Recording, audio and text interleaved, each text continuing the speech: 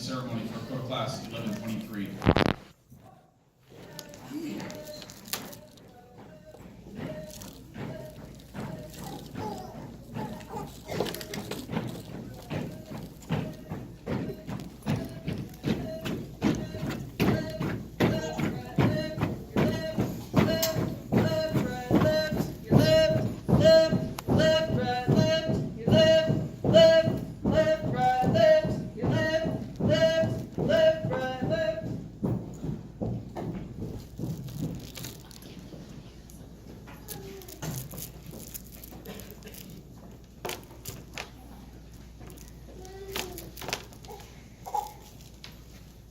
Ladies and gentlemen, please stand for the posting of the colors.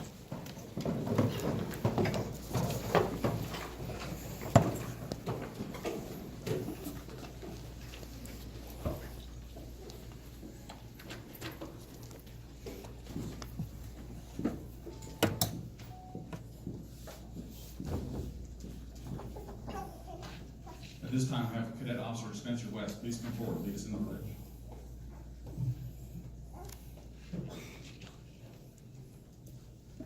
Freeze at arms.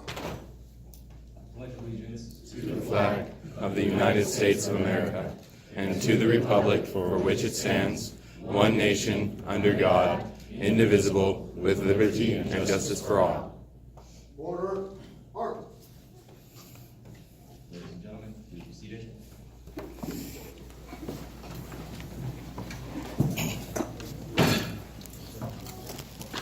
Color, post.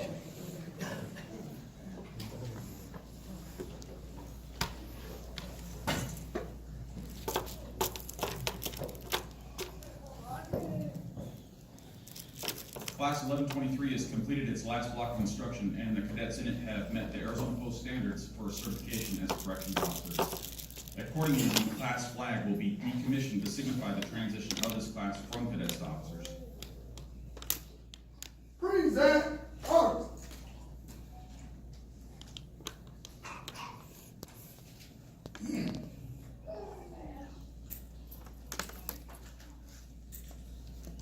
Order, arms. Right arm, post.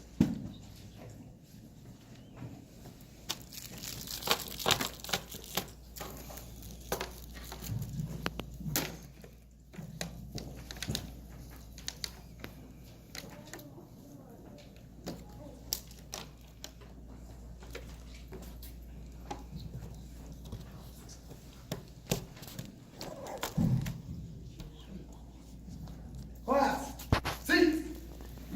Now it's my pleasure to introduce the COTA Commander, Therese Schroeder.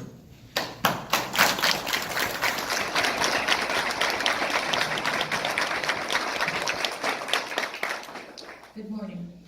On behalf of Charles Ryan, Director of the Arizona Department of Corrections and the staff of the Correctional Officer Training Academy, it is my pleasure to welcome you to the graduation ceremony for Class 1123. Today is a little different for us. We're going to dedicate this ceremony to Sergeant Edward Cooper's mother, Connie Cooper. On August 21st, Sergeant Cooper got the tragic call here at COTA that his mother had very unexpectedly passed away. We, his COTA family, watched in shock and pain as his heart broke with the news. This class in week 5 got to see a very human and very vulnerable side of their sergeant. They also got to see how we, Sergeant Cooper's ABC family, closed ranks around him to help him get through the tragedy. They learned that when we say they joined a family, we mean it. Sergeant Cooper and his mother could teach us all how to live life and how to love. Sergeant Cooper's mom, Connie, on her last post on Facebook, posted this message. Tell someone you love them today, because tomorrow is not promised. To all my friends and family, I love you. Connie Cooper, thank you for a life well lived. Your son is proof of your positive impact on this world. It's been a very emotional class, and think there were some good life lessons learned for all of us. Today, some 32 years after the first COTA graduation on February 14, 1986, COTA Class 1123 will become trusted members of the Arizona Criminal Justice Agency. These new officers join the over 7,000 uniformed corrections professionals working in ADC's 10 prison complexes, and we also have graduates today from Santa Cruz County Sheriff's Office and the Salt River Department of Corrections. The men and women who work behind the walls provide a service that is vital to all of our public safety. Corrections officers walk among convicted felons. They work with the people whom society has determined need to be locked away.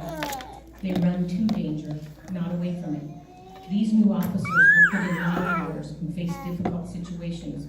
They will work together to protect the inmates entrusted to their care, the public, and each other, in a job that is largely unheralded and unseen. The world does not understand the good work these officers have chosen to do. Our job remains a mystery to most people. Stories about the positive things that we do in prison are not headlines. Corrections is a noble and honorable profession, but it is not a job for the faint of heart. Today, these new officers willingly take on these challenges. Today, they officially join the ADC family. They deserve our admiration, our respect, and our support. To the family and friends of these new officers, thank you so much for being here today and for your support throughout this academy. But please don't stop now. These new officers will need your understanding, your patience, and your love as they learn to navigate these new careers. Prison is a strange world, but it will soon become familiar to them and to you, and you will soon understand the importance of their work. The cadet officers of Class 1123 have been challenged academically and physically during their time with us. They have learned valuable skills, including the importance of working as a team to overcome the challenges of the past 7 weeks.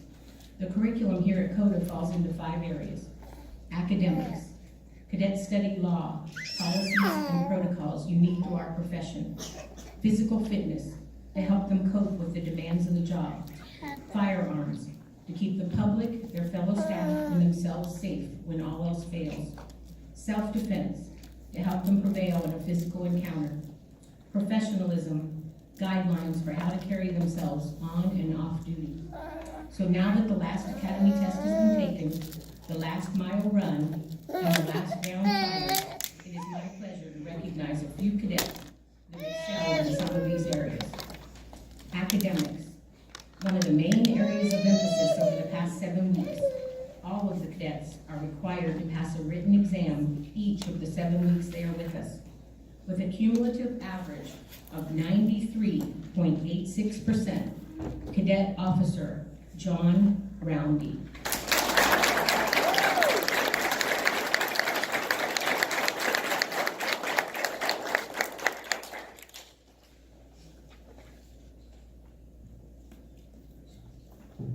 Physical fitness. The importance of our cadets being in good physical condition cannot be overemphasized. We have 2 awards for physical fitness. These cadets have exceeded the required fitness standards. And if you don't think we're tough on them, one of them was still doing their push-ups, their sit-ups this morning. Cadet Officer Natalie Jones.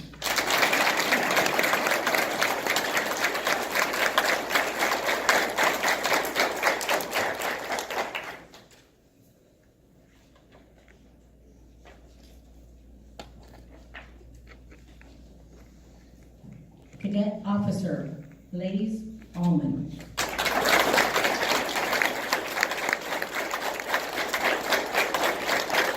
And we're going to do something we've never done today. We're going to have him just stand right there because he's going to win all the awards that are left to win. So his head is just going to keep getting bigger and bigger as we go. Firearms.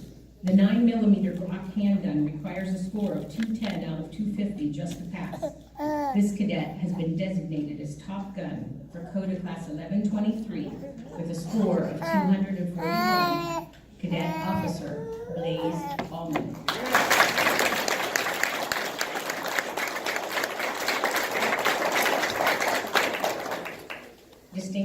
graduate, we have saved the best for last. Beginning on day one, everything that these cadets have done that can be measured, scored, or quantified has been recorded and posted weekly. We do all of this so that at the end of this 7-week experience, one cadet will emerge as a distinguished graduate. The distinguished graduate's name will be displayed on a plaque here at the Academy. The distinguished graduate for COTA Class 1123 is Cadet Officer Blaze Allman.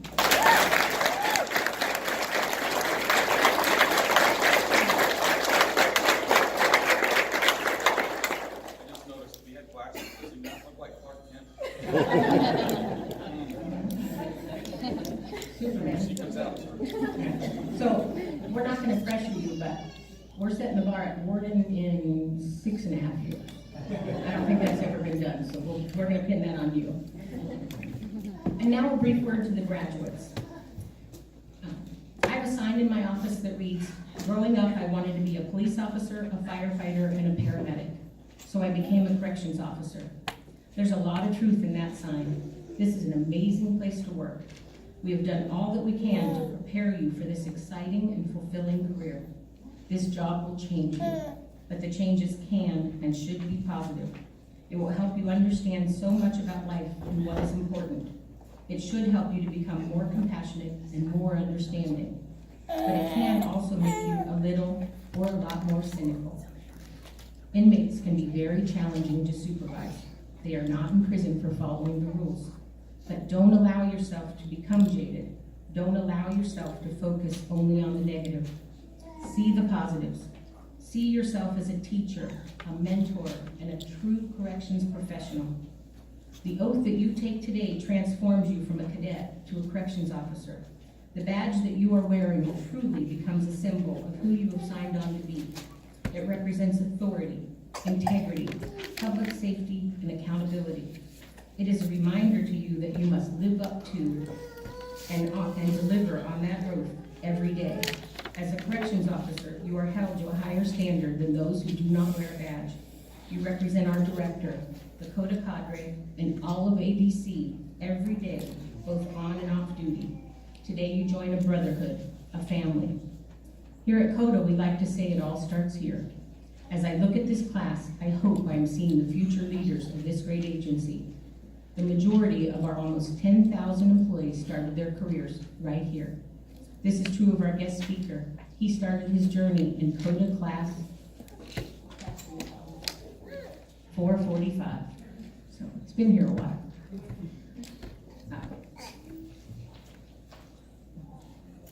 I can't do emotional things and a graduation in the same day. Bobby Shaw is the Deputy Warden of Compliance at Tucson. Deputy Warden Shaw started his corrections career out of the state in New Mexico in 1998. He came to the Arizona Department of Corrections in December of 1999. His first assignment was at the Iman Complex in February of 2000. I think he worked with Sergeant Cooper. Yeah. Mr. Shaw promoted through the security ranks at the Florence and Iman complexes. In July of 2016, he promoted to Associate Deputy Warden at the Gila unit in Douglas. In December of 2017, he promoted to his current role as Deputy Warden of Compliance at the Tucson complex. Deputy Warden Shaw plans to continue to work for ABC until he reaches his goal of being a warden. Please join me in welcoming Deputy Warden Bobby Shaw.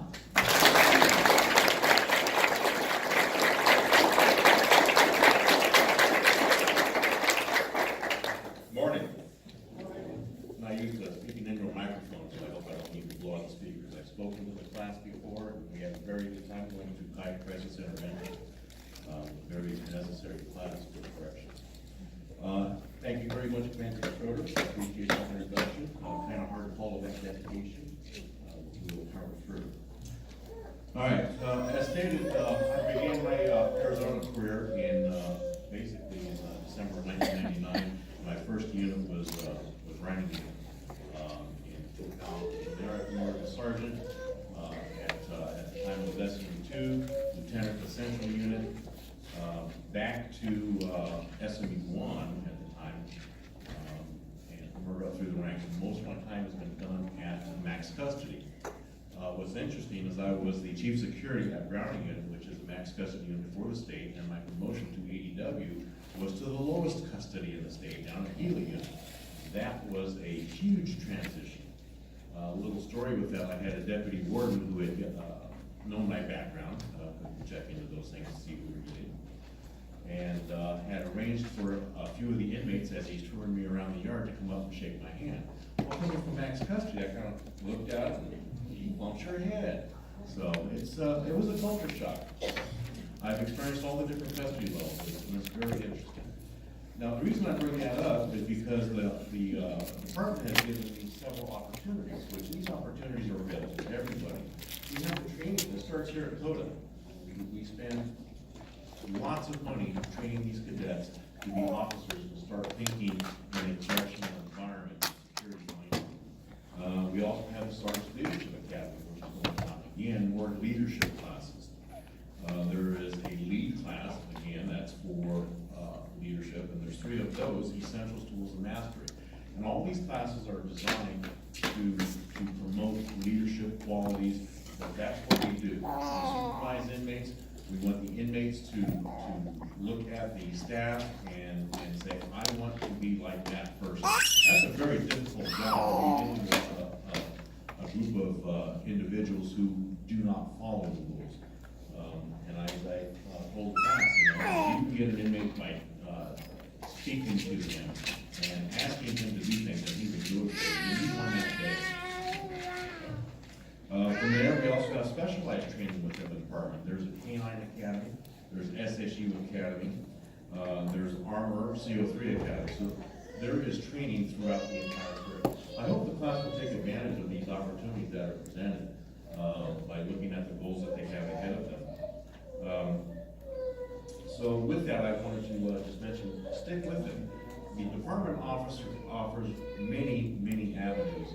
There's the security side, there's the program side, there's maintenance, there's clerical, there's warehouse. There's so many different opportunities that the Department of Corrections offers. If you're looking at these things, please take advantage of it. You can go back and forth between these things. It's an amazing opportunity.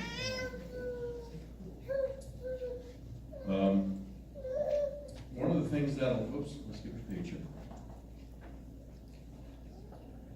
All right, so you have the programs. From the programs, everybody starts off as a CO2. When you're in security, you go through CO2, you go to sergeant, you go to lieutenant, captain. From captain, you go to ADW, DW, and on up the ranks. Okay, that's the security side of it. And it has a lot of opportunities, as stated before. The other side is the program side. Programs, you start again as an officer. Everybody starts as an officer. Then you go CO3. Those CO3s are dealing with the inmate population, going through court actions, cognitive restructuring, getting the inmates to think differently, reentry, getting them ready to prepare to re-enter into society. The CO4 is a step above that. Supervises the CO3, goes through grievances and different things.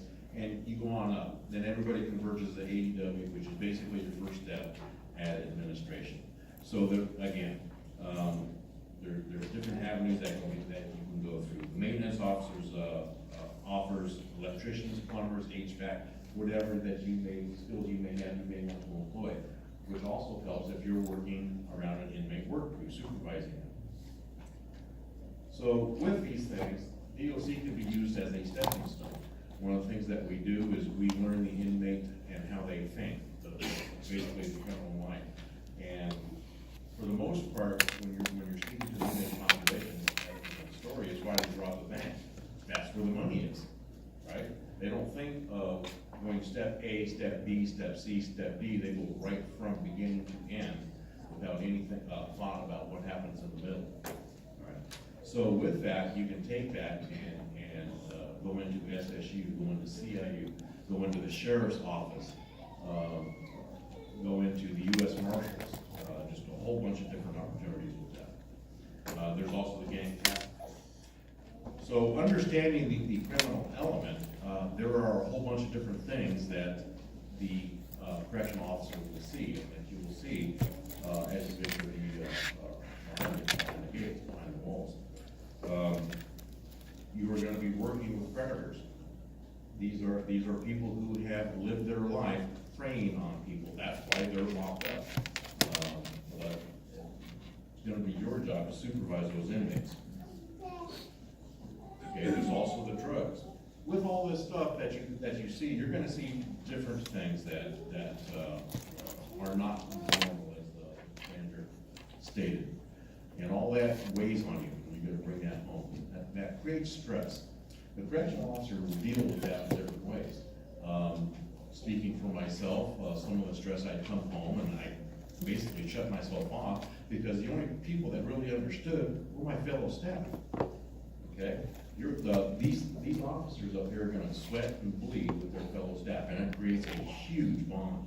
I walked around COTA this morning and I've met so many people that I've known through the years, from my first days at Roundy unit to Sergeant with Sergeant Cooper there. Just every time I turn around up here, I see somebody that I work with intensely. And the thing is that we've succeeded. We have come through these things, we've met our goals, and we've bonded through the shared work experiences that we've had. So getting back to the family thing, understanding this on the family side is sometimes you gotta let the officer just sit and relax and sort things out. He's gonna sit there and say, what happened today?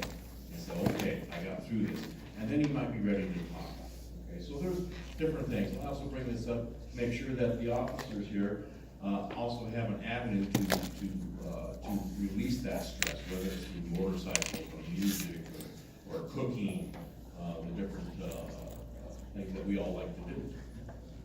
So with that, and again, Commander Shorter mentioned this, we've become a little bit institutionalized. I got a couple stories with that. I actually have my wife here. Didn't know she was gonna show up. She's actually fairly in compliance today, being a compliance deputy worker, I notice these things. But she worked in corrections for about 16 years, and then when I moved down to the Gila unit from Florence, she followed me, and she actually quit her job and came down to support me and found a job in the community. So after working 16 years in corrections, she's going through her first day, and I get a phone call from her. The phone call says, "Babe, I feel naughty." I go, what's going on? I said, yeah, I'm wearing open-toed shoes to work. I've never done that. So, institutional. We raised 3 girls. We had an African gray parrot at the time. And that parrot would tell our girls to go lock down. So, these things you can say, maybe I'm saying this a little bit too much. And lastly, I have a brand new grandson who was born on my birthday, so he's about 10 months old. So we have a baby gate in one of the rooms so he doesn't escape. And we'll open up that gate and say, yard's open. We close that gate, yard's closed.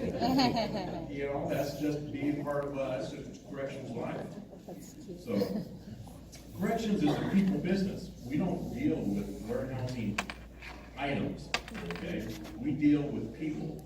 We have to get these people, and most of these things are going to re-enter into the public. There's very few that are going to spend the rest of their lives behind bars. So we have to prepare them to get ready. We have plaques around, and you probably have seen them say 25 and 10. All right? The goal is we're going to reduce recidivism, which is the rate that the inmates come back into the system. We're going to reduce it 25% in 10 years. All right? That's actually a very hefty goal. But there's tools in order to reach that. The idea behind that is if you're giving the population adequate training in how to rethink what they're doing, give them the vocational skills, possibly, license in barbering, which is what I'm working on right now. They can re-enter, they have an employable skill, so they don't have to return to what got them locked up in the first place. So if we can get that done, that actually makes the public safer. And with that, we have less inmates coming back in, so it's actually a more efficient system instead of just dumping money into rehabilitation all the time and recidivism. We get them to stay out. So we have expectations for these officers, okay? The 25 and 10 is a goal for everybody, but we have expectations. For the first year, the officer's basically sitting there to watch and learn, and get a feel for what the inmate population does. The only way you can do that is by observation, all right? Interacting, getting to know the population. In the 5th year, we asked her, where are you gonna see yourself? We always wanna have a goal, right? I had a goal. When I was starting my 5th year, I said, I'm gonna be a sergeant, because I had a goal that by the year 10, I wanted to be a captain, okay? And that's actually, it's possible. And I worked, and I worked, and I worked, and I made it at 9 years to a captain. And then from there, I spent 6 as a captain, learning that business. I had a blast as a captain. It's nice being able to steer the ship and take control of the security aspects and get different tasks accomplished. So I'm gonna ask you, where do you guys see yourself in 5 years? Okay, think about that. Think about where do you see yourself in 10 years? You gotta have a picture of this in order to reach your goals. So if you're gonna make this a career, where do you see yourself in 20 years, 25 years? Okay? I have made my last goal. I wanted to be deputy warden by the time I hit my 20-year mark. I made deputy warden at 18 years, and I got about 15 months left before I hit the 20-year mark. So I'm still on track. Okay? As Commander Schroeder says, my goal is to be warden, and I'm working towards that. Okay? I ask you guys to work towards your goals, make them happen, make your dreams, your expectations of where you see yourself happen. That's up to you guys. The tools are there. The department just provides so many opportunities, you know, through the training, through the classes. The department has paid for me to go through certified public manager. So I'm going to accomplish that in the month of October, and we'll have that certificate. That was paid for by the department. These are wonderful opportunities that are just given to you. They're just waiting for you to step up and grab them and take them. All right? So the department has their core values. The acronym for these core values is PRICE. And I want to give you this as I start closing this. So PRICE stands for, P is for professionalism. All right? Modeling the ideal. How do you model the ideal of professionalism? It's in dress. We have that right here. Okay? In the Class A uniforms. We have that in our attitudes. How you present yourself. If you present yourself like a slob, that's not professional. In your conversations. How do you carry on your professional conversations? That goes to what the core is of the officer. We have responsibility. That's the R in PRICE. And that's owning your actions. Things happen, you know. You can't expect everything to go right all the time. Sometimes something's going to go wrong. So what do you do with that? Do you learn from that, or do you run away from that? Okay, that's responsibility. Owning your actions. Yeah. You know, that happened. I made that decision, it didn't quite go right. That was me, but I learned from it, and I know I'm not gonna do that again. So we build a pattern of success through our responsibility. Through our responsibility. Integrity, that's doing the right thing. Standing up, and following the policy. You have high morals, good character. That's all part of integrity. Be the person that your son, your daughter, your parents, be the person your dog thinks you are, right? Your dog thinks you're the right hand of God. Be that person. Courage. Courage is taking action despite fear, and that happens a lot in corrections. We are faced with obstacles all the time, and it's very easy to turn away and not look at it. You have an inmate that's out of compliance. We want them to wear their IDs up here on their left part of their breast, so we can identify them. There's other reasons why we do that. You know, if they're wearing it down on their knee or something, or on their belt, or they're not wearing it at all, we address that. It's very easy to look away and not do anything about it. The courage is to stand up and address it, and get the population used to taking your orders. That's the courage. Lastly on this is efficiency. All right, we make every action count. We are responsible for the citizens of Arizona for the money that we take in taxes. This is $1 billion organization, department, right? And we have to be responsible for every penny of that. We are always looking for ways, where can we save the money next? Okay, so by wasting your actions, you're wasting time, that's costing money, or you're using resources, just the different things that all go into corrections. So we are efficient. okay? We look to the person who's actually doing the job and asking them, how can we do this job better? It's not us sitting back in a think tank, so what can we do? We get with the line staff who are actually performing that job. How can this be done better? Because these are the guys that are doing the work. So, the department invests in staff. I can't read my own writing. Again, exploit the opportunities. Again, I would like to thank this class. We had a very good time when I came down about a month ago when we taught crisis intervention. That's one of the best classes that I've ever taught. I love, and this class is cohesive. I've taught a few of them, and this class has something special.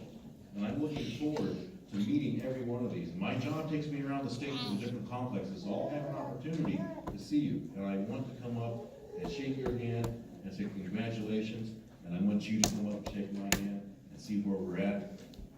Okay, so, again, take the opportunities that you have. I thank you for your time. Appreciate it.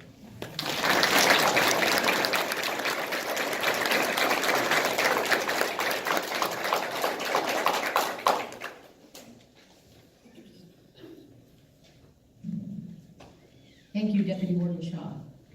Another long-standing tradition is to have a cadet say a few words about their journey. I would like to introduce the class speaker for Class 1123, Cadet Officer Clifford Lopez.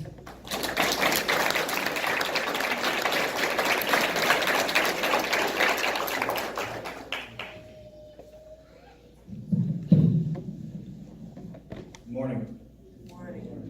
On July 23rd, 2018, at 0600 hours, Class 1123 came to COTA as individuals. Not knowing each other, we met at the base of the stairs of the academy entrance, anxious and with no idea of what to expect. Little did we know this would be the start of a 7-week adventure of intense hard work and dedication. We were met by Lieutenant Meehan, Sergeant Cooper. Most of us were expecting a pleasant greeting, but we were wrong. With a firm and unpleasant tone, we were ordered to form up for uniform inspection. Some of us were less than perfect, and some were far from it. We continued our first day with paperwork that made the day seem like an eternity. But with all of the paperwork completed and the yelling aside, we got through the first day. Only 6 weeks and 4 more days to go. Lord help us. Not quite a team yet, but learning to work together through a variety of struggles, we hurtled to get through the academy. A few of these hurdles included waking up at 5 a.m. every morning, making sure our dorm rooms were in compliance with the academy's expectations, eating our meals in the allotted time given to us, which was not a lot, and trying to stay awake in class. As the first 2 weeks go by, we start to form friendships and bonds with each other. Slowly, we begin to form into a team. We would begin to meet after hours for study sessions, boot shining parties, and just kicking back and relaxing and laughing with each other. With all of the good days, we also had our bad days as well, worrying about if we would pass our weekly exam, stressing over our physical training test, or dealing with heavy issues in our personal lives. It was at these times we stepped in and helped each other, gave each other confidence, pushed through these hard times. Class 1123 leaves no man behind. Weeks 3 through 6 seemed like an intense blur. Our class pushed through various courses that consisted of incident command system training, restraint training, self-defense training, and firearms training. How many people can say that they get paid to beat each other up, shoot guns, and get gassed? However, within these 3 weeks, it was during our 5th week, when an unfortunate event happened with our sergeant. Hearts became heavy, and 1123 came together in support of our sergeant.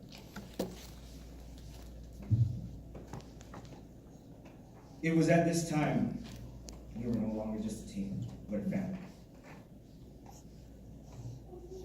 As we rolled into our final week, each one of us became nervous and anxious. And why do you ask? We would start off this week by getting pepper sprayed in the face. That is an experience we will never forget. So at this time, Class 1123 would like to thank Commander Schroeder, Lieutenant Meehan, Lieutenant Flanagan, the class sergeants, Officer Duarte, Officer D'Agostino. We thank you for your support in helping us get through the academy. But most importantly, we would like to thank you, Sergeant Cooper. Everything you've done for us, we greatly appreciate. You have given us the tools and the training we need to become great officers. We won't let you down, sir. Ladies and gentlemen, this 7-week journey has been an amazing adventure. And on July 23rd, 2018, we, Class 1123, arrived here as individuals. But today, we leave COTA as a team, as officers, but most importantly, as a family. This is our time, and we are ready to roll, ready to fight for what's right. We are 1123. Thank you.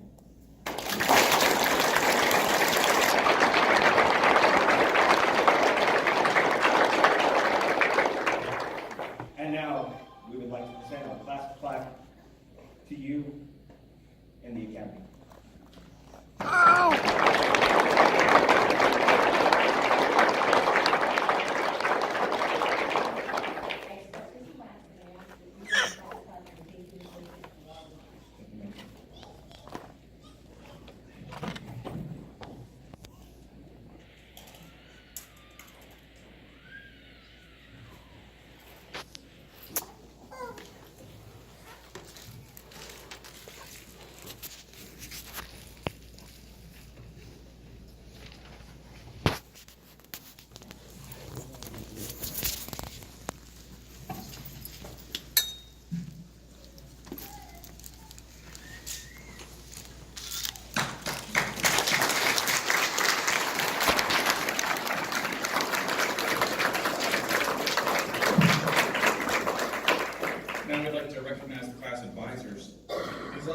Volunteer to come to the academies for 7 weeks.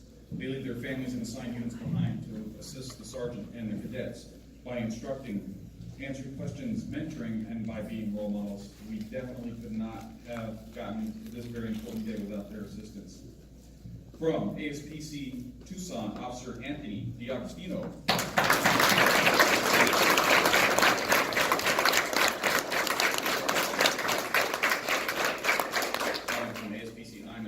Officer Enrique Duarte.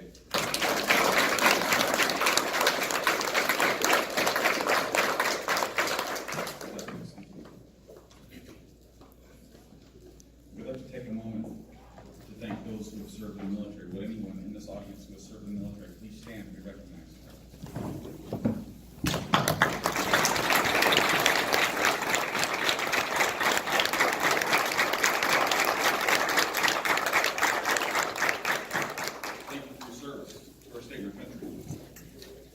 While we're at it, we'd also like to recognize our graduating cadet who is a veteran with a certificate of appreciation for his service.